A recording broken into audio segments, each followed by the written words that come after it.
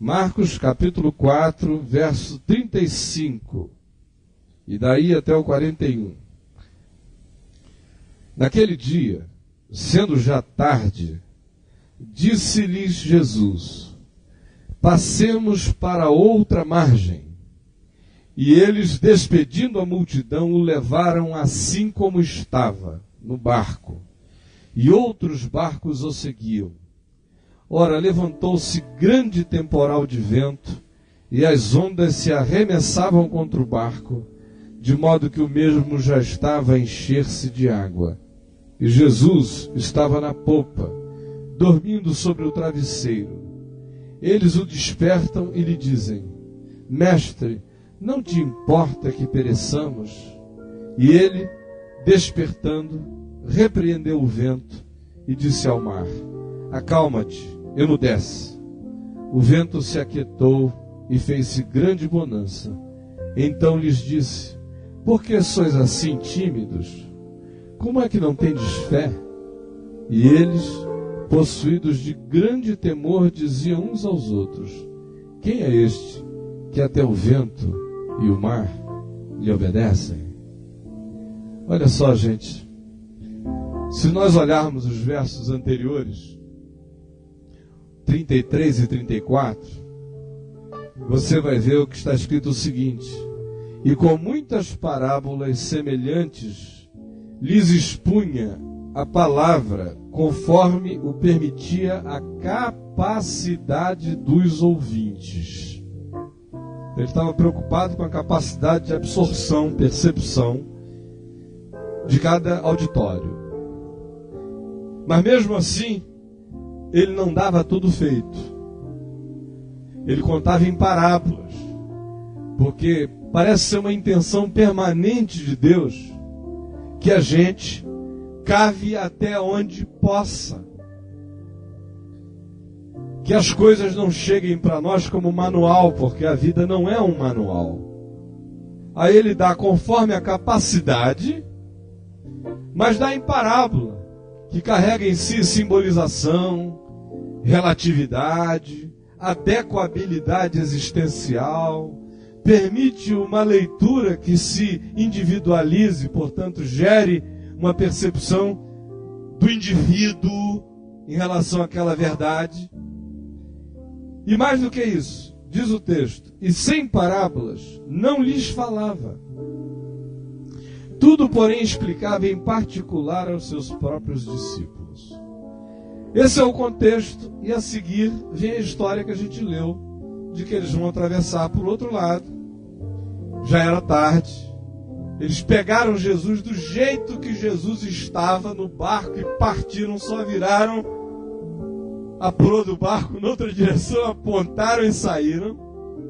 Diz o texto que outros barcos foram atrás. Quando eles estão atravessando, os ventos vêm com força.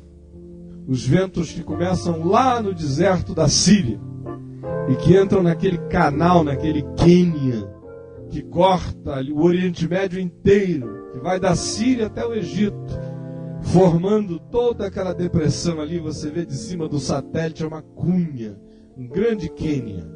Rio Jordão está dentro disso, Mar da Galileia, Mar Morto, vai embora.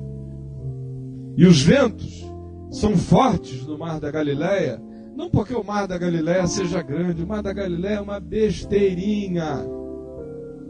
Grande é o Atlântico. Coisa grande não tem em Israel. Lá só tem coisa significativa. Nada grande.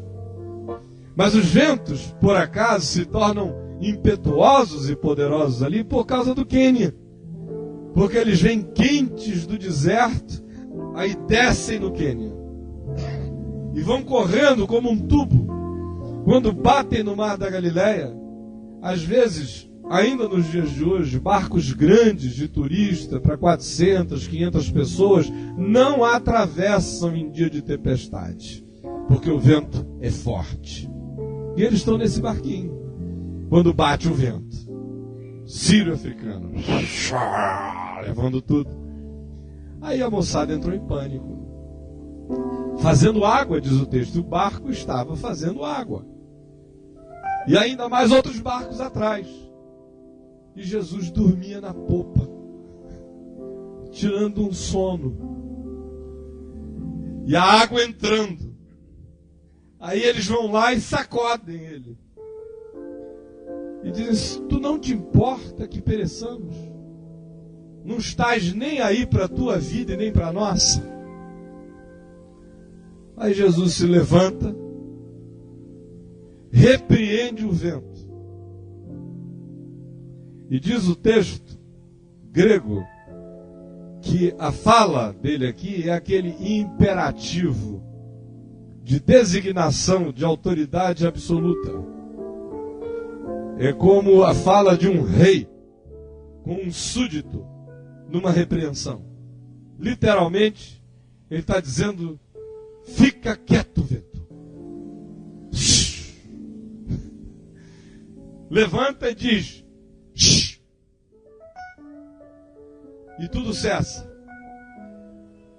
Volta-se para os seus discípulos e lhes faz duas perguntas.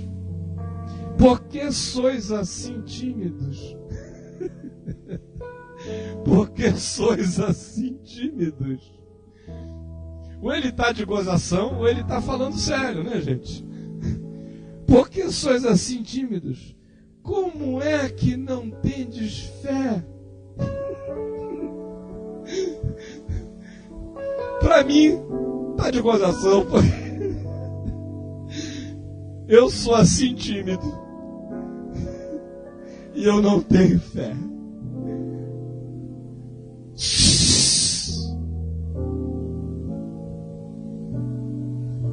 E eles, possuídos de grande temor, diziam uns aos outros: quem é este que até o vento e o mar lhe obedecem?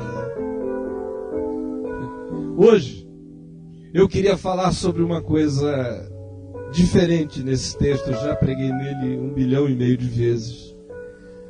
Mas hoje eu queria falar sobre essa parábola de quando faz água. Porque o contexto está dizendo que ele falava por parábolas. E o interessante é que na sequência disso vem um fato. Isso aqui não é uma parábola, não é uma historinha. Aconteceu. Mas mesmo tendo acontecido, é um acontecimento que tem dois significados. Um factual, e aquele que mostra esse poder e essa soberania de Jesus, do Deus em Cristo. Só que no meio cristão só fica nisso. Não é? No meio cristão a gente só ouve falar disso aí. Se você está na tormenta, olha, fica firme porque ele tem poder. Amém.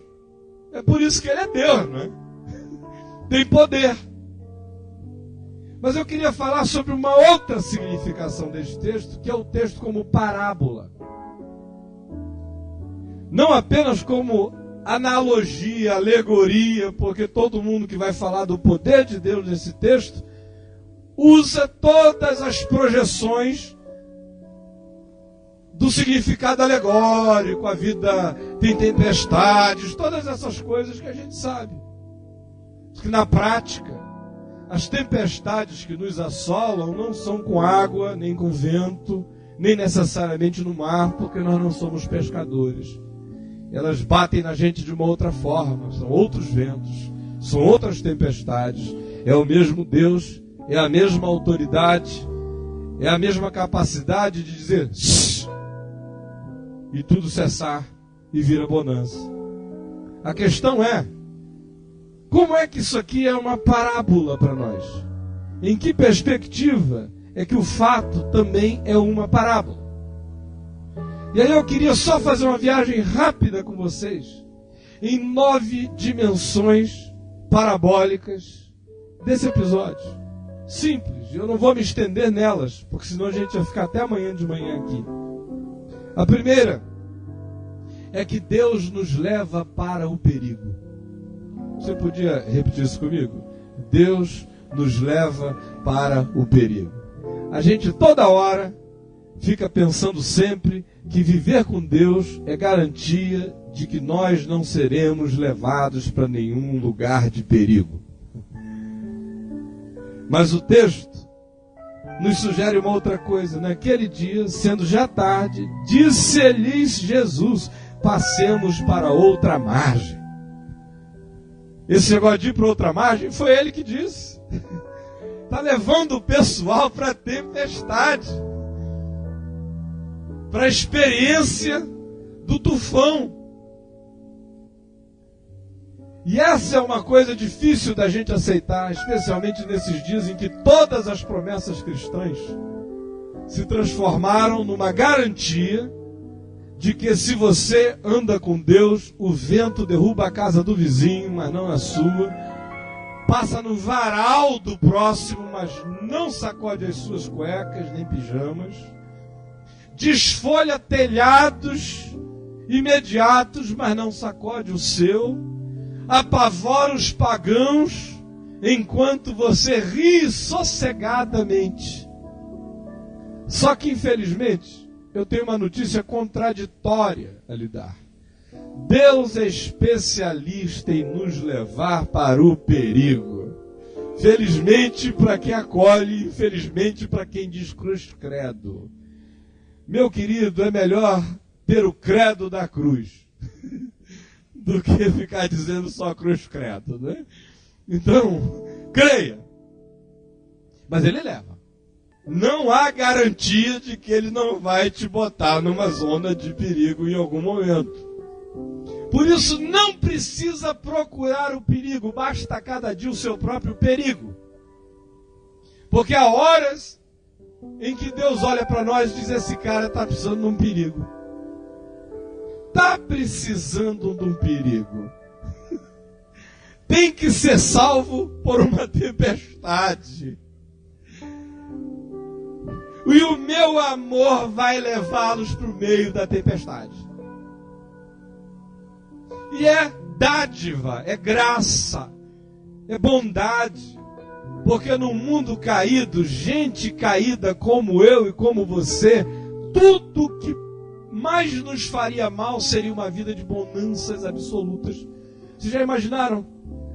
Se o paraíso estivesse instalado em volta de nós e nós fôssemos esses vermes que nós somos, a garantia de que nenhum mal nos sobreviria nos tornaria mais maus do que a gente consegue imaginar. Então é bondade de Deus nos levar para o perigo às vezes. Dá aquela sacudida assim, você avalia a você mesmo, o valor da vida, da sua, da dos outros, o significado dos momentos, a qualidade das coisas.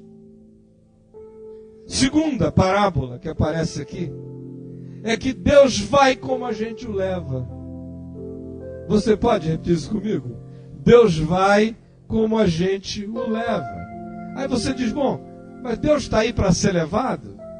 Não, o Deus que nos leva para o perigo vai como a gente o leva. Vai como a gente o leva. E olha só o que diz o verso 36. E eles, despedindo a multidão, o levaram assim como estava no barco. Ele os leva para o perigo e eles o levam assim como ele estava. O que me dá paz, porque se Deus me leva para o perigo, de um outro lado, Ele permite que eu o leve assim como Ele está, e Deus sempre está Deus. Sempre está Deus. A gente fica o tempo todo com aquela impressão de que a gente tem a capacidade até de melhorar a Deus para nós mesmos, né? Eu quero um Deus melhor para mim. Só falta cantar essa música agora. Quero um Deus melhor para mim, farei um Deus melhor para mim. Te construirei tranquilo para mim mesmo. Só que o Deus que me leva para o perigo vai com a gente do jeito que a gente o leva. Isso é que é maravilhoso. Passem para o outro lado. E eles o levaram assim como estava. Porque quando Ele põe a gente nessa, a gente tem que ter a garantia de que Ele vai estar com a gente, não importa qual seja essa. Não importa. A terceira parábola é que muita gente vem apenas porque fomos. Você pode repetir isso comigo? Muita gente vem apenas porque fomos. Olha só o que diz a sequência do texto, no verso 36. Diz: e outros barcos o seguiam. É quando a gente é levado para o perigo, mas respinga num bocado de gente também. Você não sente isso toda hora? Sobra para outros. Sobra para outros. Você vai, ele disse vamos, e você, vamos lá.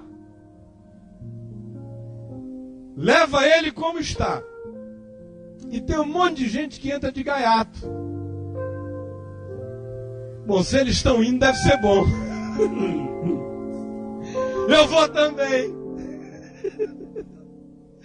Aí quando você olha para trás, não tem nem a consolação de dizer, pelo menos vou morrer sozinho.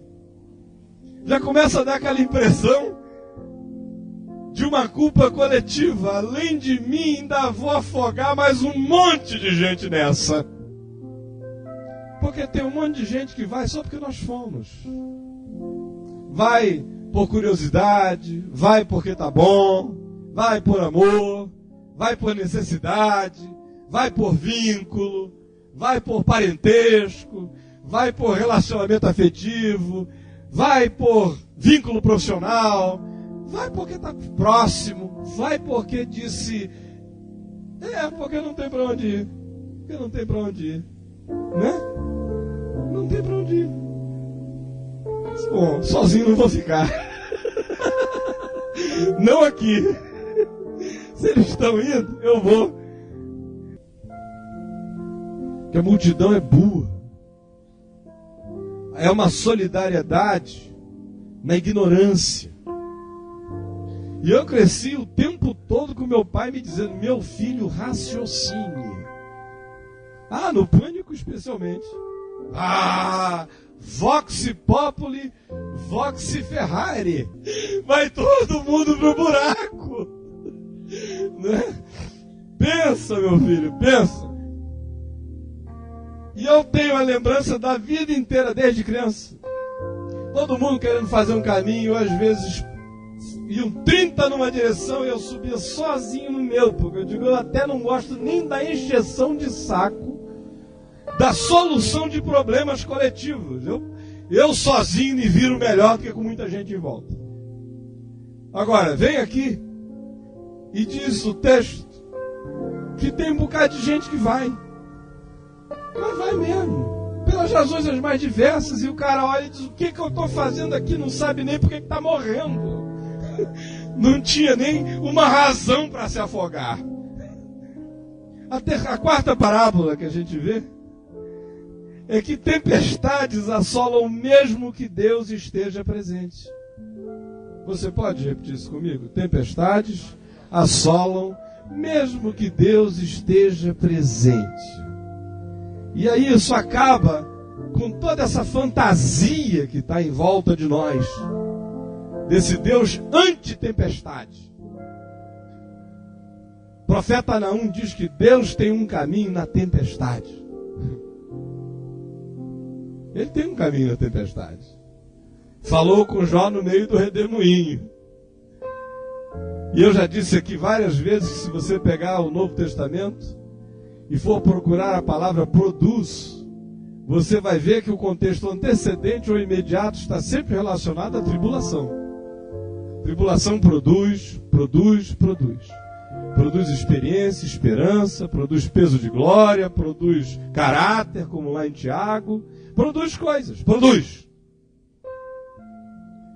E Deus pode estar presente, porque não existe nenhum valor antitético entre a presença da tempestade e a presença de Deus, porque Deus é o Senhor da tempestade também. Então para que esse grilo, meu Deus, se tem tempestade não tem Deus?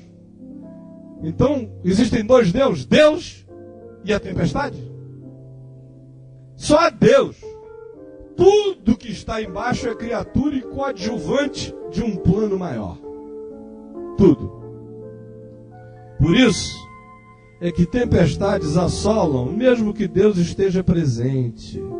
E o verso 37 nos dá conta disso. Ora, levantou-se grande temporal de vento e as ondas se arremessavam contra o barco, de modo que o mesmo estava a encher-se de água. Aí vem a quinta parábola. A apatia de Deus na tempestade irrita profundamente. Você podia repetir isso comigo? A apatia de Deus na tempestade irrita profundamente. Ou não irrita? O cara começa até às vezes a fazer comparações, não é? Você começa a comparar Deus com você. Começa a se achar até melhor do que Deus. Meu Deus, se fosse meu filho, a essa altura eu já tinha feito alguma coisa. Por que Deus não faz comigo? Você nunca teve essa reflexãozinha profunda? Se colocar no lugar de Deus? Meu Deus, se eu estou para ti assim como meu filho está para mim, e se o meu filho estivesse na situação que eu estou, já teria feito alguma coisa por ele, não entendo por que o Senhor não fez por mim. Essa é a equação profundamente idiota, mas está presente o tempo todo na cabeça da gente, não é? Ou, por exemplo, você já teve algum vínculo espiritual anterior à sua consciência de Deus em Jesus Cristo? Aí você diz, meu Deus, no tempo que eu ia à procissão de Fátima, ou que eu fazia peregrinação para Aparecida, ou que eu fazia algum tipo de compromisso com o meu santo de devoção, eu consegui coisas mais rápido do que agora, que eu confio no Deus vivo e verdadeiro e invisível, que habita a luz inacessível, que é Senhor dos senhores, Rei dos reis.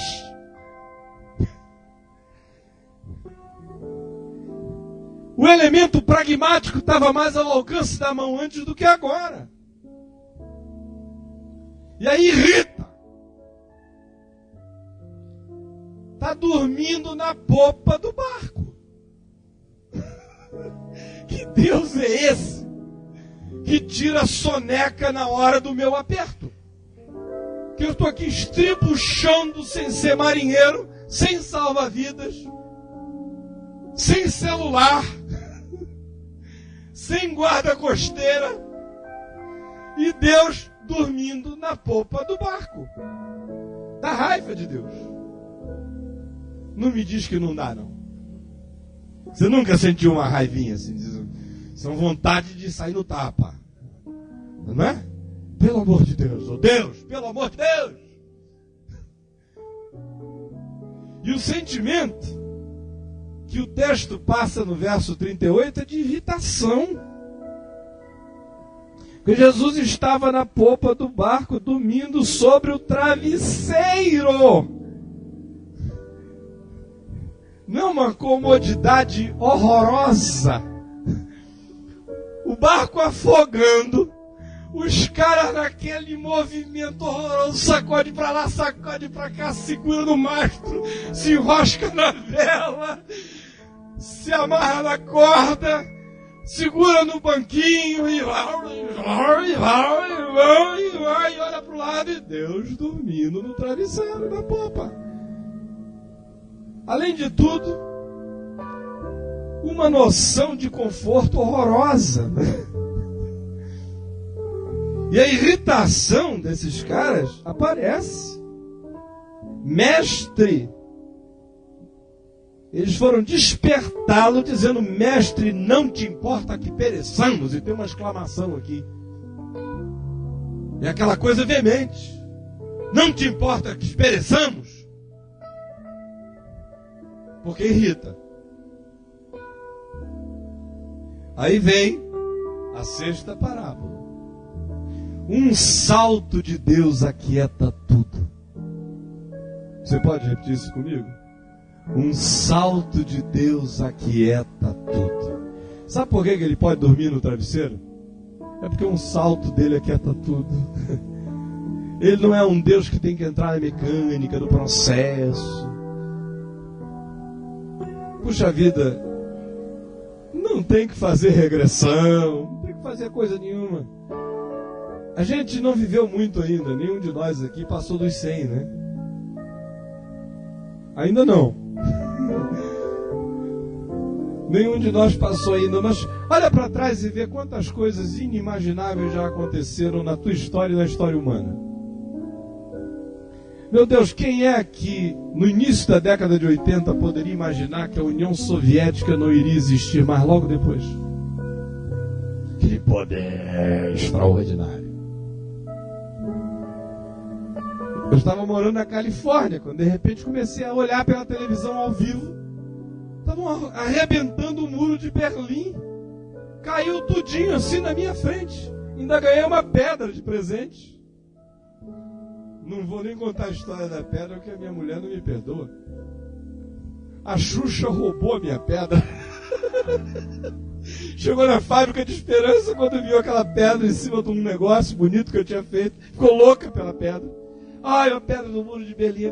E tinha que levar uma ambulância de doação para a fábrica. Eu fiquei me achando tão mesquinho.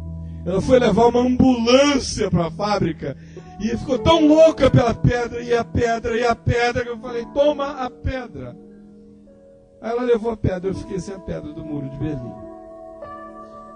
Ah, mas eu nunca precisei dessa pedra, né? Graças a Deus tem a pedrinha branca que ninguém toma da mão, em nome de Jesus.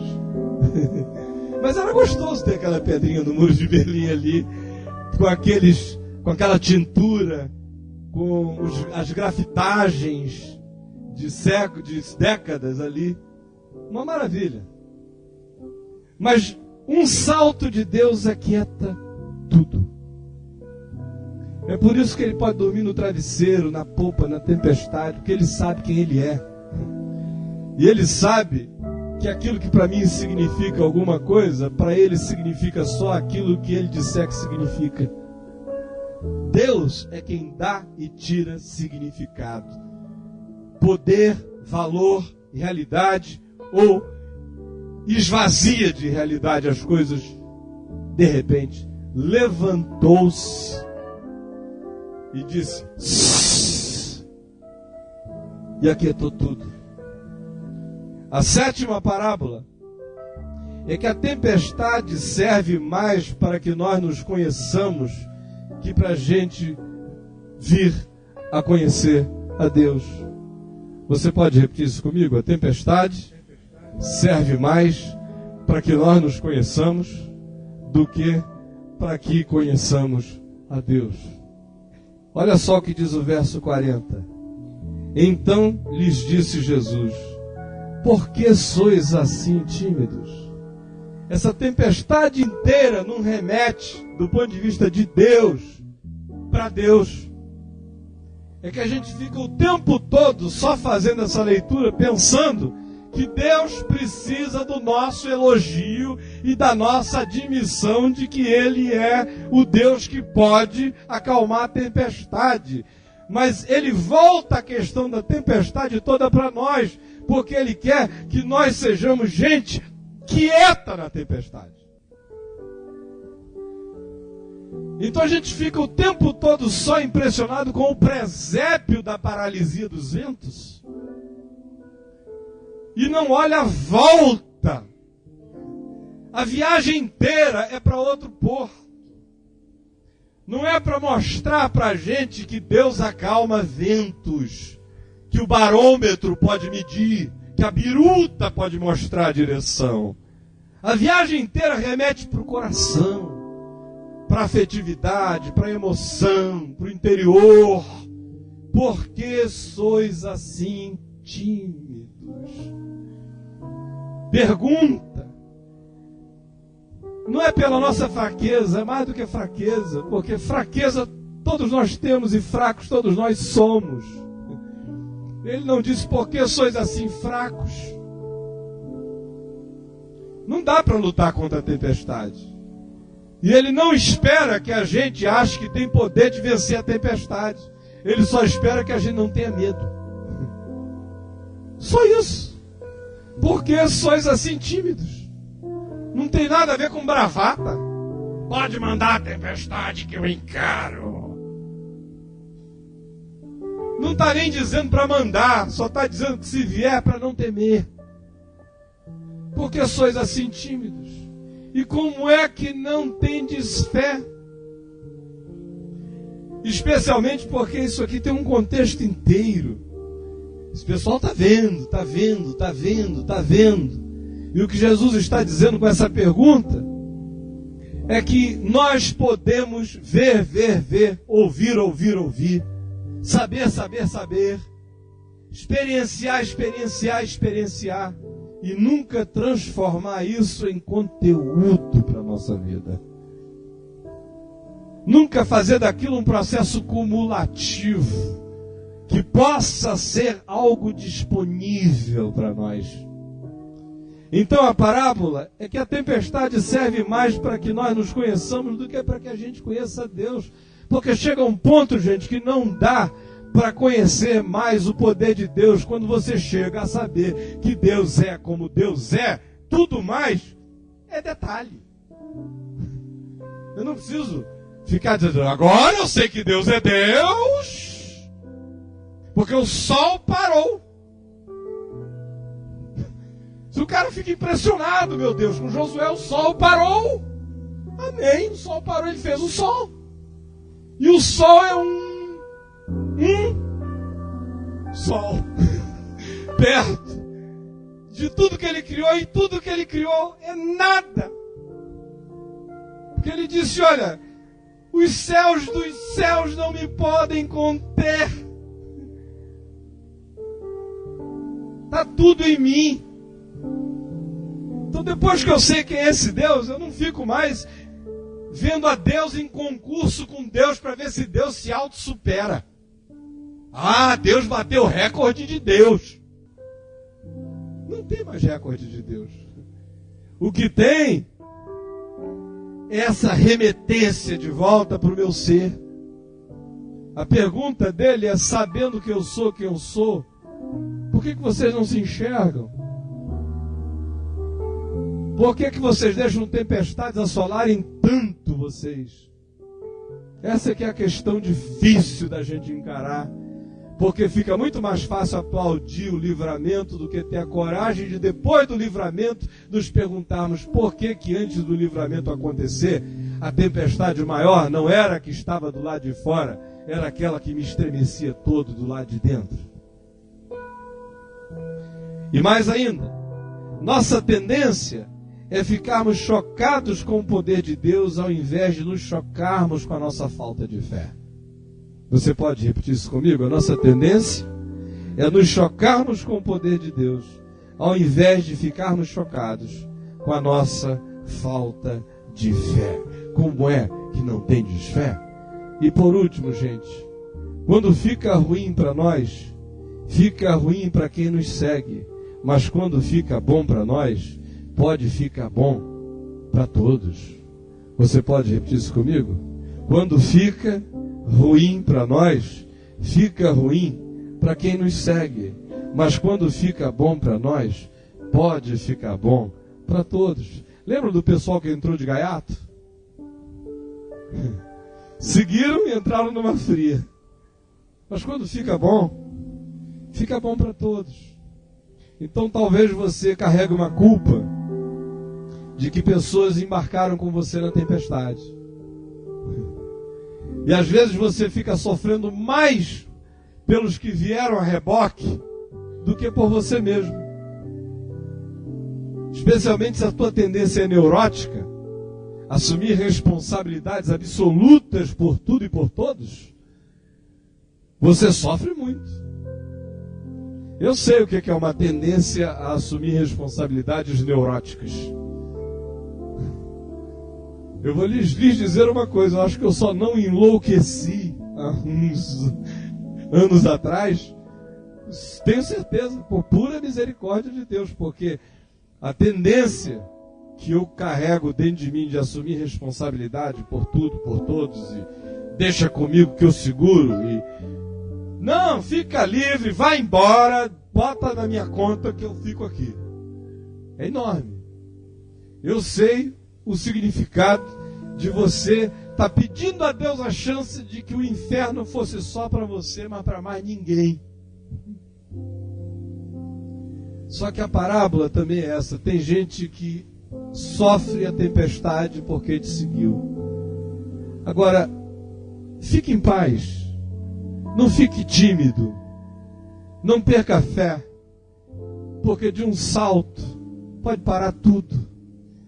Não se irrite com a demora de Deus, com o sono dele na polpa da tua agonia. E nem se neurotize por aqueles que pegaram a carona errada. Porque na hora em que ele disser, cala-se diante dele toda a terra. E na hora que isso acontecer, ao invés de você ficar dizendo, Deus bateu o recorde de Deus para mim, olhe para você mesmo. E se pergunte por que o coração não encontrou ainda a possibilidade de descansar. Se a sua experiência, a sua vida com Deus ainda é alguma coisa que acontece por causa das demonstrações exteriores da presença de Deus livrando, ou se você já foi para aquele nível em que, independentemente das exterioridades, o coração já pode encontrar um sossego. Você não é maior que a tempestade, nem mais forte, mas não precisa temê-la. Porque quem está no seu barco alagado é aquele que te levou para o perigo e foi como estava. Por isso, não fique com medo de forma nenhuma. E saiba que quem pegou a carona errada vai, na hora certa, receber o benefício do bem de Deus na sua vida. Por isso, nem neurose deixe ficar em nome de Jesus. Isso tudo faz parte de um plano maior. Foi ele que disse, passem para o outro lado do mar, mesmo sabendo que já era tarde, e mesmo tendo muito mais precisão do que qualquer serviço de meteorologia. Vamos ficar em pé e vamos orar.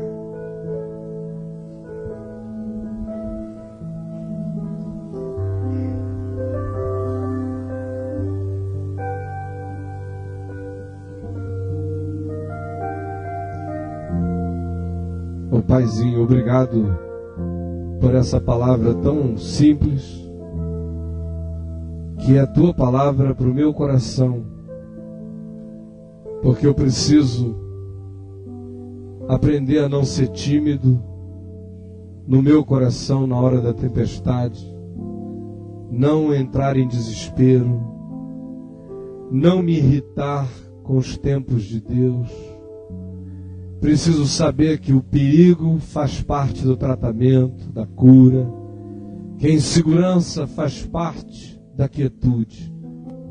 Obrigado, porque o Senhor, que nos incita a esse aprendizado, vem junto, se deixa levar, mesmo que a gente pense que as consequências são desastrosas. Obrigado, porque Tu dormes no nosso desespero, só para que Tu nos mostres que o nosso desespero está sob controle. Obrigado porque Tu não és o Deus segurando a vela, nem a corda, nem com uma caneca tirando água do barco.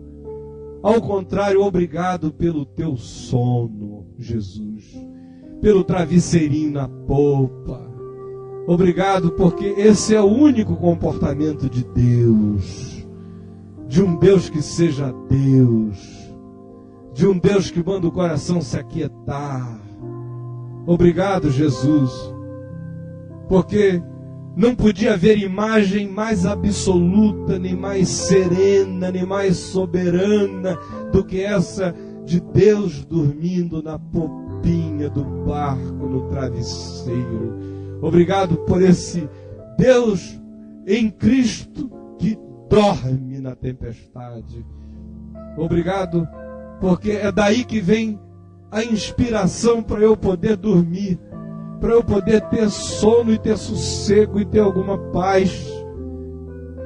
Obrigado, Senhor, porque Tu que não dormitas nem dormes, na tempestade dormes para poderes me ensinar a dormir, para poderes me ensinar a ter paz, para poderes me ensinar a que o Senhor veio junto, como estava, e o Senhor não muda, e o Senhor é Deus. Obrigado, Senhor Jesus, por tudo aquilo que na singeleza o Teu Espírito nos ensina. E por favor, vem ensinar o meu coração e o coração dos meus irmãos a não vivermos a bravata daqueles que acham que encaram qualquer coisa, mas ao contrário, tira de nós essa bravata e coloca dentro de nós essa fé. E em colocando em nós essa fé, coloca em nós essa falta de timidez, coloca em nós coragem, segurança, paz, sossego. E por favor, ajuda-nos a saber de que quem pegou a carona errada para a tempestade, o Senhor está cuidando deles também. O Senhor está cuidando de todo mundo. O Senhor está cuidando até de quem veio porque não tinha para onde ir. E obrigado porque Tu és o Deus daquele que não tem para onde ir também. Tu és o Deus do curioso. Tu és o Deus do carente. Tu és o Deus do empolgado. Tu és o Deus daquele que foi só porque queria um amigo ou porque queria ver mais. Obrigado porque Tu és o Deus de todos. E sobretudo eu Te agradeço pela possibilidade de que o nosso coração se encha desse espanto. E que não seja espanto porque Tu acalmas ondas e ventos.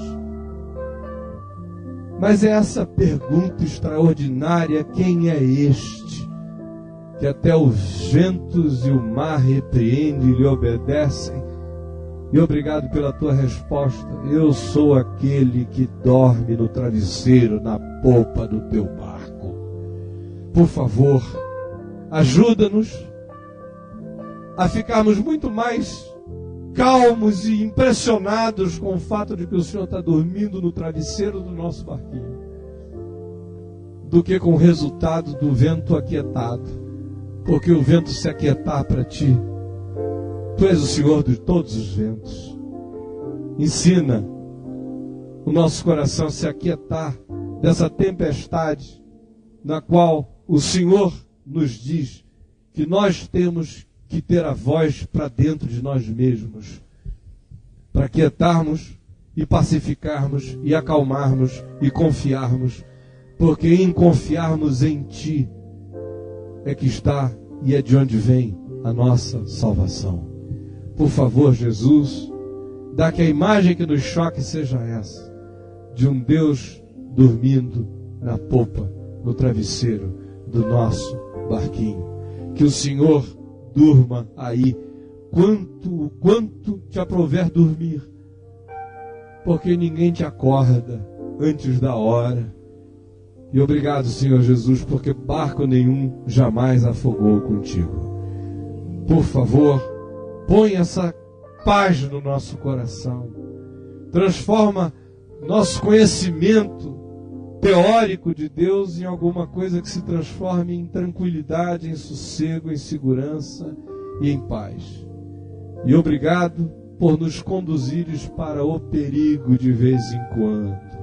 Obrigado pelas travessias duvidosas, obrigado pelas chances de olharmos para nós mesmos, obrigado pelas fragilidades totais, obrigado pela certeza da nossa impotência, obrigado por desconstruires as nossas experiências, obrigado por fazeres pescadores ficarem com medo do mar. Louvado seja o Teu nome.